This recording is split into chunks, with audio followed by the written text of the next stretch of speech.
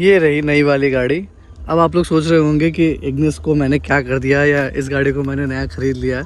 तो नहीं, ऐसी कोई बात नहीं है। ये गाड़ी रूममेट के भैया की है, वो सीखने के लिए यहाँ पे लेके आया था, तो मैंने सोचा कि भाई इसका रिव्यू बनाया जाए। तो उसके बाद ही मुझे पता चला कि इग्निस के अलावा जो 5 से 10 लाख का जो सेगमेंट है, उसमें जो बहुत सारी गाड़ियाँ जो पॉपुलर हैं, i20 भी उनमें से एक हुआ करती थी। अभी मोस्ट प्रोबेबली इस जनरेशन में शायद इतनी नहीं बिक रही है। मे बी शायद एसयूवी, कॉम्पैक्ट एसयूवी का ज़्यादा आ गया है इस वाले सेगमेंट में, लेकिन ये गाड़ी भी पॉपुलर काफ़ी हुआ करती थी। और ये इसका नया वाला मॉडल है। इसे पुराना वाला मॉडल से तो सभी परिचित हैं ही, लेकिन ये वाला मॉडल आई डोंट थिंक इतना पॉपुलर है। इस मॉडल की डिटेल भी मैं आपको बता दूं, ये है i20 का बेस मॉडल। ये रूममेट को पड़ा था अराउंड कितने 7 लाख का ऑन रोड पड़ा था। उसी के साथ साथ अगर मैं इंजन स्पेक्स की भी बात कर लूँ तो इसमें आपको मिलेगा 1.2 लीटर का 4 सिलेंडर पेट्रोल इंजन, वही जो आपको ऑलमोस्ट हर 1.2 लीटर वाली गाड़ी में मिलता ही है। वही अराउंड 84 ब्रेक हॉर्स पावर बनाता है। मेन चीज़ जो ये देखने वाली होगी इस गाड़ी में वो ये कि किस तरीके से वो इंजन ट्यून किया गया है, क्योंकि इससे पहले मैंने पुरानी वाली बलिनो भी चलाई है।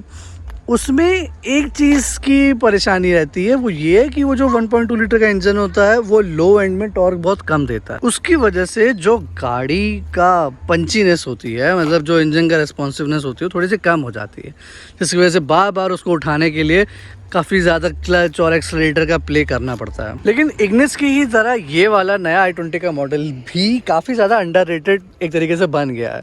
अंडररेटेड इन द सेंस के लोग इसकी तरफ ज़्यादा ध्यान नहीं दे रहे हैं। आई मीन रिलेटिवली ज़्यादा ध्यान नहीं दे रहे हैं as compare to previous generation, लेकिन it has a lot of very good stuff. I mean safety rating को आप एक तरफ कर दो, वो तो आप ये समझ लो कि Hyundai की सारी गाड़ियों में दिन ब दिन गिरती ही जा रही है, लेकिन डिज़ाइन वाइज, इंजीनियरिंग वाइज और मतलब ओवरऑल फीचर वाइज ये गाड़ी, मैं तो ये बोलूँगा स्पेशली इसका बेस मॉडल जो है वो काफ़ी ज़्यादा एक तरीके से वैल्यू फॉर मनी और काफ़ी ज़्यादा फीचर रिच बन जाता है। आई मीन सबसे पहले तो आप इस गाड़ी का डिज़ाइन ही देख लो। आई मीन मारुति ने भी अभी बलिनो का फेसलिफ्ट रिसेंटली किया है, लेकिन मेरे हिसाब से आई डोंट थिंक कि वो इससे ज़्यादा अच्छा लगता है। ये अगर मैं इसमें चौड़े वाले टायर डाल दूँ, ठीक है, अच्छे खासे अलॉय डाल दूँ, थोड़ी अच्छी सी हेडलाइट डाल दूँ और एक कोई बहुत ही सटल सी पेंट जॉब कर दूँ, मान लो एक बहुत ही बढ़िया वाली स्ट्राइप, ठीक है, तो कोई ये बंदा ये नहीं बता पाएगा कि ये गाड़ी 10 लाख की है। सबको ये लगेगा कोई 15 लाख की, 20 लाख की एंट्री लेवल कोई लग्जरी हैचबैक है। तो डिज़ाइन वाइज तो भाई Hyundai ने नेल कर दिया है इस चीज़ को। हाँ, इग्निस की तरह पीछे से भी लोगों को उसका पीछे वाला डिज़ाइन इतना पसंद नहीं आता है, बट मैं आपको एक चीज़ बता दूं कि अगर इसमें चौड़े टायर लग गए ना तो उसका पीछे वाला भी काफ़ी ज़्यादा उभरने लग जाएगा। जो भी एक बढ़िया डिज़ाइन होता है, it is not just about कि ओवरऑल उसमें क्या क्या लाइन है, बट छोटी छोटी डिटेल्स जो कि किसी भी डिज़ाइन को बहुत अच्छा या बेकार बनाती है। जैसे कि फॉर एग्जांपल इग्निस से कंपेयर कर लो, पुरानी वाली इग्निस का जो रियर वाला डिज़ाइन था वो उतना अच्छा नहीं लगता था, उसमें पीछे ब्लैक पट्टी लग के आती थी। लेकिन जो उन्होंने नई वाली इग्निस में जो डिज़ाइन दिया है वो अब काफ़ी रिलेटिवली अच्छा लगता है। इतना अच्छा कि मुझे पुराना वाला अच्छा नहीं लगता था, लेकिन मुझे नया वाला इतना अच्छा लग गया कि मैंने उसको ख़रीद ही लिया। इसी के साथ साथ काफ़ी नीचे होने के बाद भी गाड़ी का ग्राउंड क्लियरेंस काफ़ी ठीक ठाक है। मैं तो इसको पिछले 1 हफ्ते से चला ही रहा हूँ और काफ़ी सारे स्पीड ब्रेकर के ऊपर से भी लेके गया था। And let me tell you, for a hatchback of this kind जो कि काफ़ी नीची पहले से ही है, उसमें ग्राउंड क्लियरेंस की आई डोंट थिंक कि बहुत ज़्यादा मुझे कोई शिकायत है, बिकॉज इतना नीचे होने की वजह से ये मुझे काफ़ी ज़्यादा अच्छा हैंडलिंग और काफ़ी ज़्यादा अच्छी स्टेबिलिटी भी देती है। तो with all those things in place, जो इसका ग्राउंड क्लियरेंस है डिस्पाइट ऑल दैट काफ़ी अच्छा है। बाकी अगर टायर्स की बात कर लें तो यहाँ पे आप देख सकते हो कि 15 इंच के टायर हैं और 185/65 R15 इकोपिया के टायर लग के आते हैं, जो कि काफ़ी सारे मैन्युफैक्चरर्स अपनी एंट्री लेवल गाड़ियों में डालते रहते हैं ये। और खैर अभी तो ये गाड़ी काफ़ी गंदी हो रखी है, क्योंकि काफ़ी दिनों से उसको बस ऐसे ही चला रहे हैं, बिल्कुल भी धुलने का टाइम नहीं मिल पाया है। लेकिन वही है, धुलने के बाद काफ़ी सही लगती भी है ये। एंड अगर इसके स्टॉक में ही जो डिज़ाइन एलिमेंट्स जो आते हैं, जो कि इसको एक काफ़ी अच्छी बेस्ट लुकिंग कार बनाते हैं, at least in my opinion in this segment, वो कुछ इस तरीके के हैं। जैसे कि यहाँ पे आप देख सकते हो कि ये सॉर्ट ऑफ डिफ्यूज़र टाइप का यहाँ पे दिया रखा है पीछे की तरफ, उसी के साथ साथ अगर आप आगे बढ़ते जाओगे तो ये जो साइड में इसका डिज़ाइन है पूरा ओवरऑल स्लीक वाला, ये बहुत अच्छा लगता है। बहुत ही नीची है ये गाड़ी, जितना आप सोच रहे हो उससे काफ़ी ज़्यादा। मैं अगर यहाँ पे खड़ा हूँ तो मैं इस गाड़ी के पूरे दूसरे एंड तक देख सकता हूँ। ये कैमरा मेरे आई लेवल पे है, इतना मुझे दिख रहा है। तो ये चीज़ काफ़ी बढ़िया लगती है। सेकंड जो इसकी हेडलाइट है, अभी तो हैलोजन है, लेकिन यहाँ पे जो LED DRL होती है वो उसको और अच्छा लुक देती है। ये यहाँ पे ये फॉग लैंप हैं, एक ये है, एक ये भी है।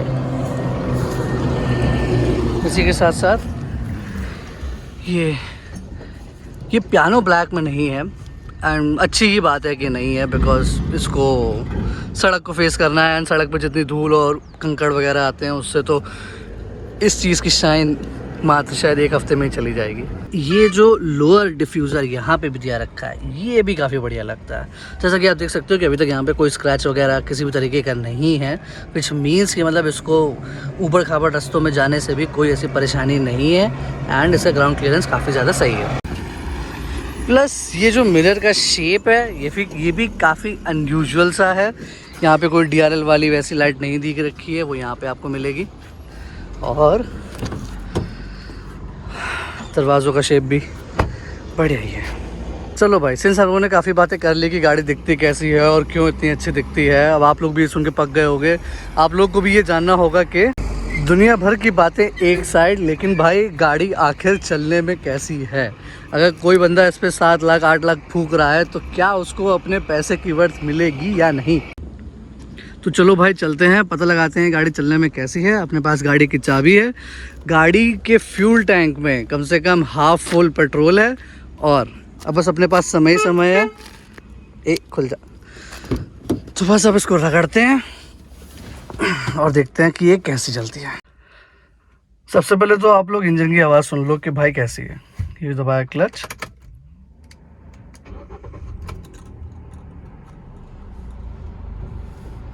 इसी बंद कर देता हूँ।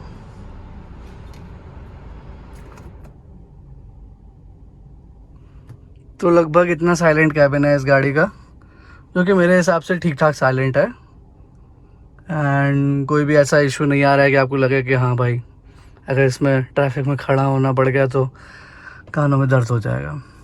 नहीं, ऐसा कोई इशू नहीं है। चलो इसे दोबारा चलाते हैं, अभी तक सर्दी आ ही नहीं है।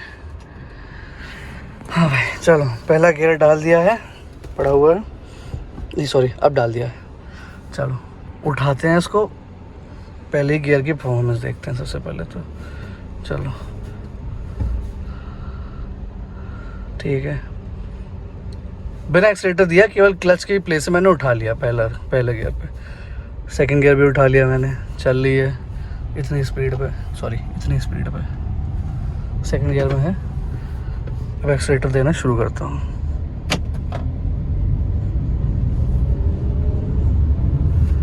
सबसे पहली बात जो आप नोटिस करोगे, अगर आपने इग्निस वगैरह चला रखी है इससे पहले, तो कि इसे गियर रेशियो काफ़ी लंबे है। मतलब जो रेंज तक आप इसका पहला और मतलब ऑलमोस्ट दूसरा गियर खींच सकते हो वो काफ़ी ज़्यादा है।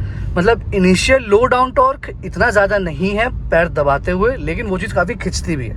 यही चीज़ आपको बलिनो में भी देखने को मिलेगी, जो कि सॉर्ट ऑफ इसी के ही सेगमेंट की गाड़ी है। एंड आई थिंक कि उसको टारगेट करने के लिए Hyundai ने भी ऑलमोस्ट सेम ही चीज़ अपने गियर बॉक्स के साथ ट्यून कर रखी है। लेकिन बलिनो में रिलेटिवली लेस थोड़ा सा पंच है as compare to this one. I know maybe शायद कुछ लोगों को वैसा ओपिनियन लगे कि भाई क्या बात कर रहे हो, लेकिन प्लीज़ आप लोग ये वाला मॉडल एटलीस्ट ट्राई करके देखना। 1.2 लीटर पेट्रोल वाला नया वाला बेस मॉडल, आपको थोड़ा सा ये चीज़ फील होगी। और हाँ, टायरों में प्रेशर आप वो 35 या 32 ही रखना, ज़्यादा आप कर दोगे तो भी कहो आपको थोड़ा सा लगे कि हाँ इंजन लैग कर रहा है या ऐसा कुछ है वैसा कुछ।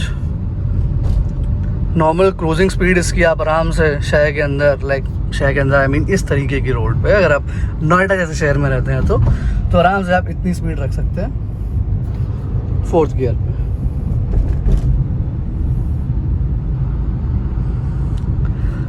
चल रही बढ़िया। और ये वाला इंजन तो आप ये समझो कि लगभग हर ही गाड़ी में आजकल लग के आता है, हर ही छोटी गाड़ी में, जो कि हैचबैक से लेके कॉम्पैक्ट एक्सयूवी से लेके इस तरीके की हैचबैक होती है, बस उसको ट्यून करने का तरीका अलग है। जैसे मैंने आपको यहाँ बताया कि यहाँ पे हल्के से इसके पहले और दूसरे गियर रेशियोज थोड़े से लंबे हैं, तो आपको उतना ज़्यादा पंच नहीं मिलेगा जितना इग्निस में आपको मिलता है। और वो आपको इसलिए भी नहीं मिलेगा क्योंकि वो भाई गाड़ी जो है वो काफ़ी हल्की भी है। जैसे अगर मैं वही इसके सेकंड गियर में क्रीप भी करना चाहूँ तो मैं काफ़ी लंबे समय तक क्रीप कर सकता हूँ। इग्निस में ये होता है कि जैसे मैंने पहला गियर डाला, फिर मैंने दूसरा गियर डाला, फिर मुझे तुरंत एकदम तीसरा गियर डालना होता है ताकि मैं वो क्रूज़ वाली स्पीड अचीव कर सकूँ। सेकंड गियर पे उस पर क्रूज़ करना थोड़ा सा मुश्किल है। मुश्किल क्या मतलब, गाड़ी खिंचती ज़्यादा है, बहुत ज़्यादा ही आपके पास टॉर्क उसमें होता है, तो ये है। और इसी की वजह से जो काफ़ी सारे पहाड़ वाले एरिया हैं, मतलब जैसे कि मसूरी वगैरह हो गया, वहाँ पे आप काफ़ी ज़्यादा लोगों को इग्निस लेके देखोगे कि मतलब वो लोग इग्निस वगैरह ले रहे हैं। वो इसलिए क्योंकि उसमें लो डाउन टॉर्क इतना ज़्यादा है कि गाड़ी किसी भी इंक्लाइन पे तो छोटे छोटे गियर में एकदम चढ़ जाएगी, आपको कोई परेशानी बिल्कुल भी नहीं होगी। तो ये बात है। वही ये वाली जो गाड़ी होती है जैसे कि i20 हो गई, ये बनी होती है शहर के ट्रैफिक को बहुत ज़्यादा झेलने के लिए। जैसे कि मान लो अगर आपके पास सेकंड गियर है, फर्स्ट और सेकंड गियर में ही आपको गाड़ी चलानी है, तो आपको केवल इन्हीं दोनों गियर में ट्रैफिक के अंदर प्ले करना पड़ेगा। ऐसा नहीं कि आपको पहला डालना पड़ेगा, फिर दूसरा डालना पड़ेगा, फिर तीसरा डालना पड़ेगा। आप केवल पहले और दूसरे गियर में ही आराम से पूरा ट्रैफिक वाला एरिया पार कर सकते हो, क्रीप करते करते धीमे धीमे। यही एक पहचान होती है गुड सिटी कार की, जो कि आपको लाइक थकने ना दे ट्रैफिक के अंदर। सबसे मेन चीज़ वही होती है। लेकिन जहाँ मैंने बोला कि i20 थोड़ी सी और अच्छी है, वो इसलिए बिकॉज ट्रैफिक सिचुएशन के अलावा भी अगर आप जैसे मान लो हाईवे पे भी जा रहे हो, तो ये गाड़ी आपको इतना नहीं थकने देगी। देखो, हाईवे पे चलने के लिए किसी भी गाड़ी को हाईवे पे कंफर्टेबली चलने के लिए किसी भी गाड़ी को 3 चीज़ों की सबसे ज़्यादा ज़रूरत होती है। सबसे पहले तो एक स्मूथ इंजन, जो कि होते हैं ऑलमोस्ट आपके सारे ये 4 सिलेंडर इंजन जितने भी होते हैं एटलीस्ट 1200 सीसी के, बिकॉज वही है, इतनी आपको कम से कम पावर चाहिए ही चाहिए मिनिमम हाईवे पे, कि एक 1200 सीसी वाला जो 4 सिलेंडर इंजन होता है जो कि प्रोड्यूस कर सकता है for smooth performance over the long run. ठीक है। दूसरी चीज़ जो आपको चाहिए वो है कंफर्टेबल सस्पेंशन। कंफर्टेबल सस्पेंशन आपको यूजुअली इस तरीके की गाड़ियों में मिल जाएंगे। इस तरीके की गाड़ी से मेरा क्या मतलब जो आपकी बलिनो हो गई, i20 हो गई, थोड़ी सी लंबी वाली सेडान, थोड़ी सी नीची वाली सेडान, मतलब बजट लग्जरी हैचबैक वाला जो सेक्शन है आपका, उसमें आपको यूजुअली ये वाले कंफर्टेबल सस्पेंशन देखने को मिल ही जाएंगे। वो इसलिए क्योंकि जब गाड़ी की राइड हाइट नीची होती है तो मैन्युफैक्चरर के पास भी कोई ऐसा इंसेंटिव नहीं है कि वो सस्पेंशन की सॉफ्टनेस को कम करे जिससे कि उसे कोई बॉडी रोल मिटिगेट करना पड़े। वहीं अगर आप वेन्यू वगैरह की बात कर लो या सोनेट की बात कर लो या मतलब थोड़ी सी ऊंची गाड़ी की बात कर लो जो कि कॉम्पैक्ट एसयूवी यूजुअली होती हैं, तो वहाँ पे आपको हल्की सी सस्पेंशन की जो हार्शनेस होती है वो ज़्यादा अपेरेंट हो जाएगी as compare to something like this, क्योंकि उसमें गाड़ी इतनी नीची है ही कि बॉडी रोल का कोई सवाल ही नहीं उठता। तो आराम से आप सॉफ्टनेस सस्पेंशन की थोड़ी बढ़ा सकते हो बिना कोई भी टेंशन लिए। तीसरी जो चीज़ होती है वो होता है एक स्मूथ एंड रेस्पॉन्सिव स्टीयरिंग। दिखाता हूँ मैं। ओ अंकल जी, ये वाला वही है। ये वाली चीज़ मारुति की गाड़ियों में बहुत कम देखने को मिलती है। हालांकि जो नई वाली ब्रेजा आई है और जो नई वाली बलिनो आई है, उन दोनों में ही जो स्टीयरिंग है मारुति ने बहुत ही एकदम टॉप क्लास दिया है, और ऐसा दिया है कि मतलब एकदम मक्खन, आप चला के खुश हो जाओगे। तो ये चीज़ है। तो हाँ, जैसा कि मैं बोल रहा था कि एक स्मूथ और रिस्पॉन्सिव स्टीयरिंग जो कि आपको मिनिमम इनपुट ले आपसे और आपको एकदम हाईवे पे स्टेबल रखे और आपके छोटे से छोटे एकदम इनपुट को एकदम प्रिसाइजली रोड पे ट्रांसलेट करे। आपको स्टीयरिंग के साथ रेसल नहीं करना है, आपको बस उसे हल्का फुल्का ऑपरेट करना है और आराम से चलाना है। तो ये 3 चीज़ें होनी चाहिए किसी भी हाईवे वाली गाड़ी में, जिससे कि आप कंफर्टेबली स्मूथ लंबे समय तक राइड कर सको। इग्निस में अगर मैं बोलूँ तो इनमें से उसमें 2.5 चीज़ें हैं। 2.5 से मेरा क्या मतलब, जैसे कि सस्पेंशन उसके थोड़े से ज़्यादा टफ हैं, ठीक है, और जो उसका स्टीयरिंग है वो सिटी में तो इतना अच्छा नहीं परफॉर्म करता है, लेकिन हाईवे पे काफ़ी ज़्यादा वैसा हो जाता है, एकदम स्टिफ सा हो जाता है, रिस्पॉन्सिव सा हो जाता है, जिससे कि आपको बहुत ही एक्यूरेट फीडबैक मिलता है रोड से। और वहीं ये गाड़ी जो है वो तीनों के तीनों एकदम क्राइटेरिया पे एकदम काफ़ी अच्छे से खरी उतरती है। लेकिन अगर इसकी तारीफ़ हो गई तो इसका मतलब ये नहीं कि इसके इंजन या पावर ट्रेन में सारी बढ़ाइयाँ ही बढ़ाइयाँ हैं और कोई किसी तरीके की बुराई है ही नहीं। जैसे कि मैंने बोला कि ये वाला इंजन स्मूथ है एंड लोअर गियर में गाड़ी को आराम से उठा ले रहा है, और मतलब कोई ज़्यादा इसमें क्लच और एक्सीलरेटर का प्ले देने की ज़रूरत नहीं है। इसका मतलब ये नहीं है कि ये वाला इंजन इस वाली गाड़ी के लिए एकदम बेस्ट सूट करता है, बिकॉज मेरे हिसाब से जिस हिसाब से इस गाड़ी का वेट है उस हिसाब से एटलीस्ट इसमें कम से कम ये 1.4 लीटर का तो एक इंजन होना ही चाहिए था without the turbo and all. कम से कम उसको 95 से 100 हॉर्स पावर प्रोड्यूस करनी चाहिए, ताकि वही है कि गाड़ी का पावर टू वेट रेशियो थोड़ा और ढंग का हो। ये है क्योंकि एंगेजिंग राइड नहीं मिलेगी आपको इस वाले इंजन में। ये है कि आपको ए से पॉइंट बी तक पहुंचा देगा। लोग आपकी गाड़ी को मुड़ मुड़ के देख लेंगे कि भाई गाड़ी दिखने में बहुत बढ़िया है, लेकिन आपको अंदर से वो वाला फील नहीं आएगा चलाने में कि भाई यार एकदम आज तो ऑफिस कम्यूट में मज़ा ही आ गया भगा भगा के। वो वाला फील आपको इग्निस में आता है, बहुत अच्छे से आता है। तभी जब मैंने इसके बाद उसको ड्राइव किया तो वो मुझे और ज़्यादा पंची लगने लग गई, और ज़्यादा एकदम रिस्पॉन्सिव लगने लग गई। सेकेंड चीज़ जो मुझे थोड़ी और कम पसंद आई, और ये चीज़ मेरी केवल इस चीज़ से रिलेटेड शिकायत नहीं है, ये Hyundai और Kia जनरली सबसे ही है, वो ये कि इनके जो ब्रेक्स हैं वो यार मतलब फील नहीं आता उनमें। फील इन द सेंस कि काफ़ी वुडन से हैं, कि जैसे आपने दबाया तो ऑन हो गए, ऑफ हो गए। ये नहीं कि आप 10% दबा रहे हो तो आपको 10% वाला फील आ रहा है, 20% दबा रहे हो तो लग रहा है कि हाँ 20% दबे हुए हैं। इट्स जस्ट लाइक कि आपने दबा दिए, एक पॉइंट के बाद लग गए, दूसरे पॉइंट के बाद छूट गए, बस ये है। ऑन एंड ऑफ बड़े वुडन से ब्रेक्स हैं। कुछ परसेंट तक आपको लगेगा, काफ़ी के जो इनिशियल परसेंट है वहाँ पे आपको देखने को मिलेगा। ओके, ये क्या जा रही है? Grand Vitara, nice. हाँ, तो कुछ परसेंट तक आपको उससे ब्रेक का फील है बहुत ही इनिशियल एंड में, लेकिन जो मतलब 30% से ऊपर की जो ब्रेकिंग है, मतलब 30% से ज़्यादा अगर आप दबा रहे हो उस वाले पेडल को तो नहीं फील होगा आपको यार, मतलब वुडन जैसा फील है। वहीं अगर आप किसी मारुति की गाड़ी में चेक करोगे ब्रेक वगैरह को, तो उसमें लाइक आप कम्युनिकेट कर सकते हो टायर से, आपको पता लग रहा है कि कितना आपने दबाया और कितना ज़्यादा बाइट ले रहे हैं आपके ब्रेक्स। इसमें वो चीज़ पता करना थोड़ा मुश्किल है। इसके बाद वाली जो चीज़ है वो है गियर बॉक्स काम बढ़िया करता है, गियर अपनी जगह एकदम अच्छे से लग जाते हैं, लेकिन उतना स्मूथ नहीं है जितना मारुति में होता है। एंड आई डोंट थिंक कि वो इतना स्मूथ बन भी पाएगा, क्योंकि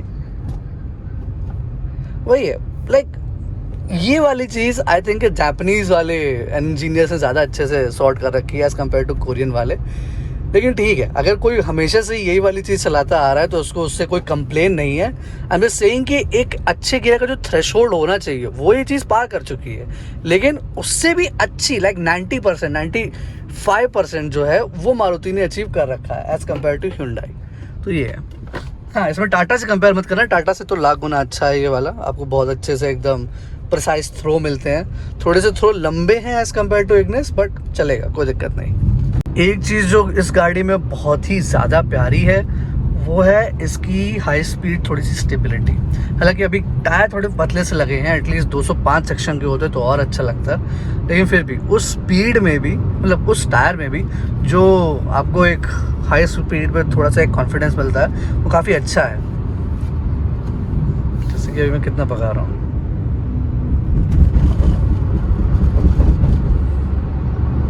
स्टीयरिंग आराम से एकदम टाइट हो चुका है। लाइक स्टीयरिंग Hyundai का अभी भी लाइक काफ़ी अच्छा है कंपेयर टू पुरानी वाली मारुति की गाड़ियों से। नई वाली में तो उन्होंने काफ़ी ज़्यादा इंप्रूव कर दिया, जो कि ब्रेजा बलिनो का फेस लिफ्ट आया था, लेकिन पुरानी वालियों में अभी भी लाइक स्टीयरिंग उनका मज़ेदार इतना नहीं है, at least at low speeds.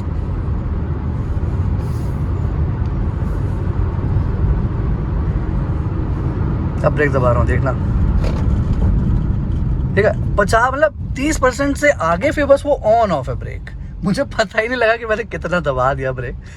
Steering centre हो जाता है बहुत अच्छे से। अगर आप डेड प्ले की बात कर लो तो डेड प्ले के लिए हम लोग को थोड़ा सा स्लो स्पीड पे हल्का सा चलना पड़ेगा, और मैं आपको दिखाता हूँ कि Hyundai की स्टीयरिंग में डेड प्ले होता है कि नहीं है। ठीक है, ये देख लो आप गाड़ी, आप अपने हिसाब से जज कर लेना, मैं इसको कुछ बोलूँगा नहीं कि भाई ज़्यादा है या कम है, देख लो आप, ये है। ऐसा ऐसा करने से गाड़ी हल्की फुल्की इधर तो हो ही रही है, ये है। तो भाई आप ये चीज़ जज कर लेना, मैं इसमें कुछ बोलूँगा नहीं, ज़्यादा बोलूँगा तो इस पर लोग फिर गालियाँ देने लग जाएंगे। जैसे कि आपको एक और लाइव एग्जांपल से सिखाता हूँ। अभी देखना, इतनी स्पीड है, स्पीड ब्रेकर आ गया, मैंने सेकंड गियर डाला, बढ़ाने की कोशिश करी गाड़ी, हल्की से बढ़ाए और फिर मैंने अब तुरंत थर्ड गियर डाल दिया। तो अब देखो मैंने पूरा दबा रखा है और अभी भी इसको क्लाइंब करने में इनिशियल वाला टाइम लग गया है, ठीक है। तो ये वाली जो चीज़ होती है ना, ये इग्निस से बिल्कुल नहीं है।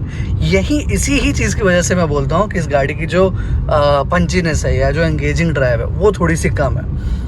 इसके डीजल वर्जन में आपको 1.5 लीटर का वो वाला इंजन मिलता है जो कि क्रेटा में ही आपको मेन चीज़ देखने को मिलती है। आई थिंक हल्का सा डी-ट्यून्ड है उसमें से, तो वो वाला जो आई थिंक परफॉर्मेंस होने वाली है वो काफ़ी अच्छी होने वाली है as compare to this petrol वाली इंजन। तो ये है, but again overall for everyday use and for a little bit of enthusiastic driving अच्छी है गाड़ी, काफ़ी सही है।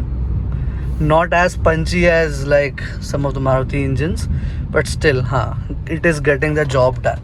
बाकी अब मेन चीज़ तो यार गाड़ी के अगर यूएसपी अगर आप देखो तो गाड़ी के लुक्स ही हैं, काफ़ी सही दिखती है। मतलब अगर आप अच्छे से कस्टमाइज़ कोई ढंग से प्यार से दिल लगा के अगर इसको कस्टमाइज़ करना चाहे तो बहुत अच्छी मतलब दिखने में बहुत सही लग सकती है ये और वरना दोनों ही मतलब ऐसी एकदम बढ़िया दिखने वाली गाड़ी बनाई है Hyundai ने कि पूछो ही नहीं। इसी के साथ साथ जो क्रेटा का जो आने वाला फेस लिफ्ट है वो भी मतलब बहुत फाड़ लगता है भाई दिखने में एकदम। तो चलो स्टीयरिंग की बात हो गई, इंजन की बात हो गई, ट्रांसमिशन की बात हो गई, क्लच का ट्रैवल लंबा है, ठीक है। दबाने में वही है, बहुत ज़्यादा हल्का नहीं है। आई वुड सजेस्ट मीडियम और हार्ड के बीच में ही है इसका जो वो है क्या बोलते हैं क्लच। तो ये चीज़ आपको देखने वाली होगी। और क्या चीज़ है, और हाँ व्यू जो बैठते समय आपको मिलेगा वो कुछ इस तरीके का है, जैसे कि मैं कैमरा अभी अपने आँखों के ऊपर कर रहा हूँ, ठीक है।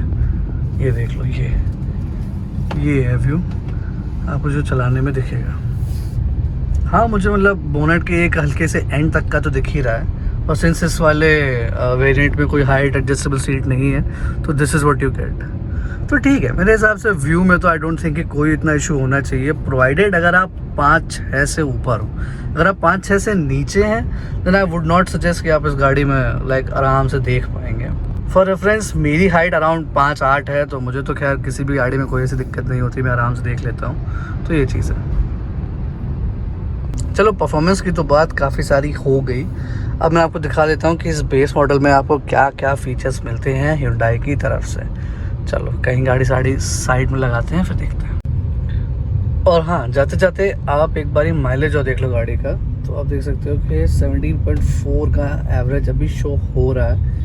लेकिन ये तब है जब अभी हम लोगों ने काफ़ी ज़्यादा गाड़ी को रगड़ा है। आई मीन अभी लाइक वीडियो में नहीं रगड़ा है, बट ऑफ स्क्रीन इससे पहले हाईवे पे अराउंड 120 की रफ्तार से इस गाड़ी को मतलब चला के लाया गया है, तो उसकी वजह से जो माइलेज आपको दिख रहा है वो ऑलमोस्ट इतना दिख रहा है। बट आई रेकन कि अगर आप इसको आराम से सिटी में चला रहे हो और लाइक लाइट फुट से ड्राइविंग करते हो तो आपको 18 से 20 के बीच में मिलने में कोई ऐसा इशू नहीं होगा, प्रोवाइडेड अगर आप एकदम bumper to bumper city traffic में ना चला रहे हो तो ये चीज़ है।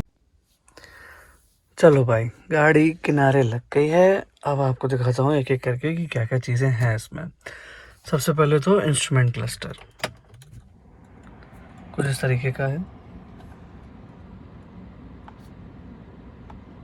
इतनी आपको इन्फॉर्मेशन देखने को मिल जाएगी। डिस्टेंस ट्रैवल्ड है, रेंज है, ये ओवरऑल माइलेज है और ये इंस्टेंटेनियस माइलेज है, जो कि अभी गाड़ी चल नहीं रही है तो इसलिए दिख नहीं रहा है। बाकी ये दोनों वैसे हैं फिजिकल वाले एनालॉग, और ये डिजिटल। टॉप मॉडल में थोड़ा और अलग आता है लेकिन यहाँ पे तो यही है। चलो बाकी स्टीयरिंग कंट्रोल्स में आपको ये इंफोटेनमेंट के कंट्रोल मिल जाएंगे, volume up down, channel change, mode change, mode मतलब इसका ये स्पोर्ट मोड वगैरह नहीं, वो सब नहीं गाड़ी में।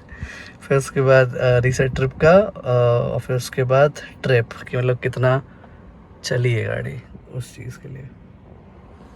यहाँ पे आपको शीशा कंट्रोल करने के सारे वो हैं चीज़ें हैं, शीशे आप ऊपर नीचे दाएं बाएं कंट्रोल कर सकते हो। शीशा अंदर मुड़ेगा नहीं, आई मीन जो पूरा शीशे का सॉकेट है वो नहीं मुड़ेगा, केवल शीशा इधर उधर होगा, जैसे कि लाइक यूजुअली सारी गाड़ियों में होता ही है।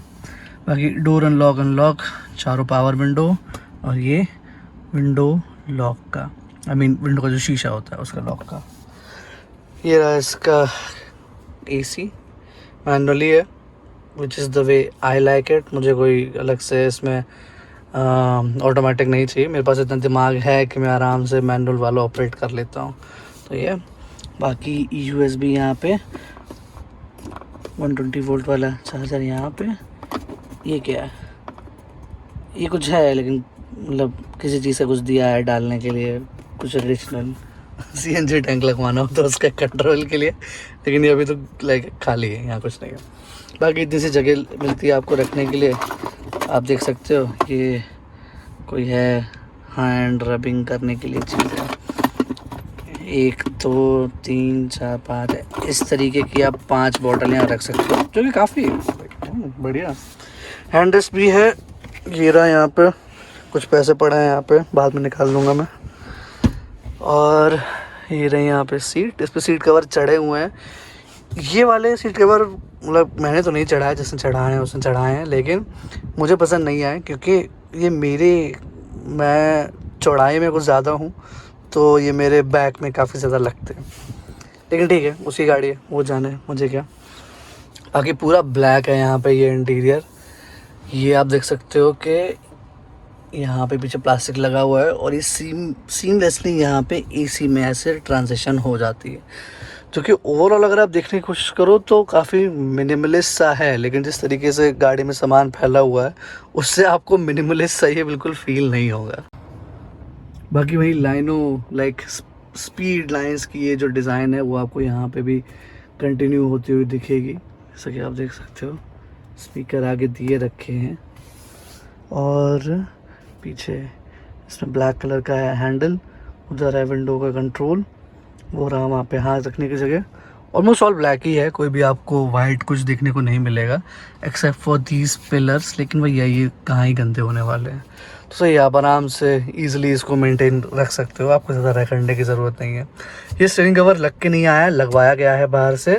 और नहीं, फ्लैट बॉटम नहीं है स्टीयरिंग व्हील, फ्लैट बॉटम बिल्कुल नहीं है, एकदम गोल सा ही है। यहाँ पे 2 एडिशनल पॉइंट है सब पकड़ने के लिए, बट मेरे लिए कोई इतना यूज़ का नहीं है। ये कुछ और एडिशनल एलिमेंट यहाँ पे भी दिया रखा है, तो ये है।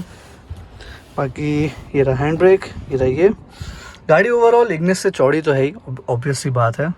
हाइट में मैं ड्राइवर सीट पे बैठा हूँ, मेरी हाइट है 5'8", और मेरे ऊपर अभी इतना हेडरूम बचा है आराम से। लेकिन वो इसलिए भी है क्योंकि मैंने अभी पीछे कर रखी है ड्राइविंग वाली सीट। लेकिन आप मान लो कि आपको इतना तो ड्राइविंग रूम मिल ही जाएगा, even if you are 6 feet, तो अच्छी बात है। गाड़ी नीचे होने के बाद भी हेडरूम में कोई कमी है नहीं। यहाँ पे ये आपको शीशा रखने की जगह है, और लाइट आपको यहाँ पे भी मिलेगी, पीछे की साइड, मतलब यहाँ आगे की साइड और ये पीछे की साइड। चलो अब आपको पीछे का स्पेस दिखाते हैं। खुल जा, ओ भाई,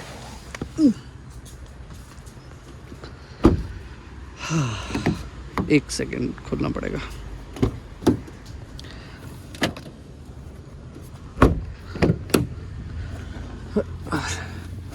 ये okay, so the one thing that Hyundai is famous for, that is at least i20 is famous for, ये वाली वो है काफ़ी ज़्यादा अच्छी लेग स्पेस। तो मेरे पास इतना सारा लेग रूम है, आराम से यहाँ पे 6 फीट का बंदा भी बैठ सकता है। सीट मेरे हिसाब से एडजस्टेड है, विच इज़ लाइक 5'8" चाहे, तो काफ़ी अच्छा खासा लेग रूम यहाँ पे है। सेम यहाँ पे भी आप देख सकते हो, वो तो काफ़ी पीछे भी एडजस्टेड है, तो वहाँ पे भी आपको लेग रूम सही एकदम है देखने के लिए। यहाँ पे ऑलमोस्ट इतना है, जबकि वो ऑलमोस्ट 90% सीट पीछे ही है। वही है, आराम से आप पैर फैला सकते हो खूब लंबी तरीके से। और पीछे आपको चार्जिंग सॉकेट भी दिया रखा है यहाँ पे ये, और ये छोटी सी जगह भी है सामान वाने। फ्लोर की अगर बात कर लें तो यहाँ पे पूरा एकदम फ्लैट नहीं है, हल्के से यहाँ पे उठा हुआ है, हल्का सा क्या मतलब काफ़ी नोटिसेबल सा है ये चीज़। तो बीच में बैठ सकता है बंदा, लेकिन फिर उसको बीच में ही पैर रखने पड़ेंगे, एकदम किनारे तो वो नहीं रख सकता। बाकी अगर आप बूट स्पेस की बात कर लो तो कुछ आपको इस तरीके की स्पेस देखने को मिलेगी। पार्सल ट्रे नहीं है क्योंकि बेस मॉडल है, एंड गहरा काफ़ी है इसका बूट। कहाँ तक आता है ये, अगर आप हाथ चेक करो मेरा तो कुछ इस तरीके का बूट है इसका, मतलब यहाँ तक आ रहा है मेरे हाथ के, आप देख सकते हो। ठीक ठाक है बूट, कुछ बहुत ज़्यादा इम्प्रेसिव नहीं है, बट सही है। हैचबैक में आप कितना ही एक्सपेक्ट कर सकते हो, जितना आप एक्सपेक्ट कर सकते हो आई थिंक कि उतना आपको आराम से मिल भी रहा है यहाँ पर, तो सही है। तो दोस्तों ये थी i20 और ये थे इसके फर्स्ट इम्प्रेशन। बाकी अभी इसका कंपैरिजन बाकी गाड़ियों से, मतलब बाकी जो गाड़ियाँ क्या है जो इग्निस है उससे भी हैंड टू हैंड करने के लिए रह गया है। माइलेज टेस्ट भी रह गया है, लॉन्ग टर्म रिव्यू भी रह गया है, तो सारी चीज़ें आएंगी।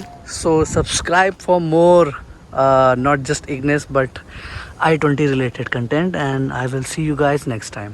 कोई क्वेश्चन हो तो कमेंट सेक्शन में डाल देना, I will try to answer it as soon as possible. Video देखने के लिए धन्यवाद and thank you so much, bye bye.